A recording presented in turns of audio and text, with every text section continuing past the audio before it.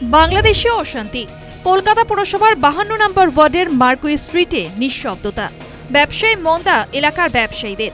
পশ্চিমবঙ্গে প্রায় সারা বছর বাংলাদেশিদের আনাগোনা থাকে। কেউ চিকিৎসার কারণে, কেউ বা ব্যবসার কারণে, কেউ আবার শুধু ভ্রমণের কারণে বাংলায় আসেন। এদের সিংহভাগই থাকেন মূলত মার্কুই স্ট্রিট অঞ্চলে। বাংলাদেশি নাগরিকদের কারণে এই অঞ্চলে গড়ে উঠেছে অগুন্তি হোটেল, খাবারের দোকান, জামা কাপড়ের দোকান, মোবাইল সিমের দোকান। এই সমস্ত দোকানের মূল ক্রেতা বাংলাদেশিরাই।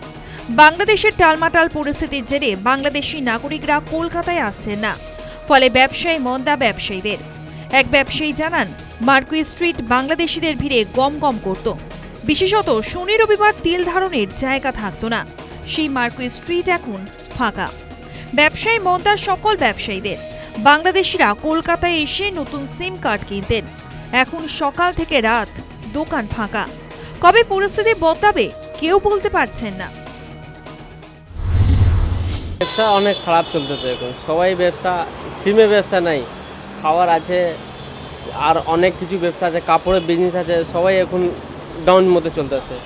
কেন কি লোক ট্যুরিস্টগুলো আসে এখানে, সিম কার্ড নেয়, কাপড় নেয়, খাবার দাবার সব করে, তাহলে মার্কেট হয়। এখন লোকগুলো আসছে না, পুরো মার্কেট সানাটা আছে, কাজগুলো নেই।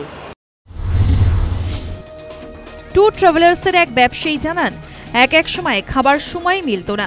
বাংলাদেশের পরিস্থিতির কারণে মার্কুই স্ট্রিট ফাঁকা।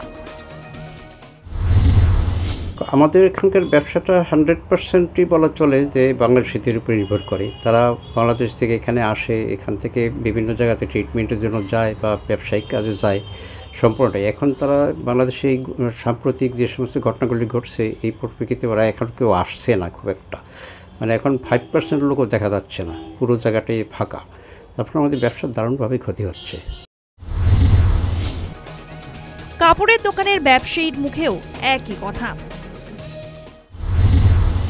এখানে যদি বাংলাদেশি আসে তাহলে আমাদের ব্যবসা হয়, আর যদি বাংলাদেশি আসে না তো আমাদের ব্যবসা হয় না। যে স্থিতি বাংলাদেশে চলছে ওই স্থিতির মধ্যে আমরা এখানে বাংলাদেশি কেউ আসে না। আপনি দেখেন রাস্তাটা কোনো বাংলাদেশি একদম কম, নাহলে এখানে পুরো ভিড়ে থাকতে, সকালবেলা, দুপুরবেলা, রাত্রেবেলা সবসময় ভিড় থাকতো। এবার কেউ নেই, আমি সকাল থেকে বসে আছি আমাদের কিছু ব্যবসা নিয়ে। এই দোকানগুলির মূল ক্রেতা বাংলাদেশিরা, আর সেই বাংলাদেশিরাই আসতে পারছেন না।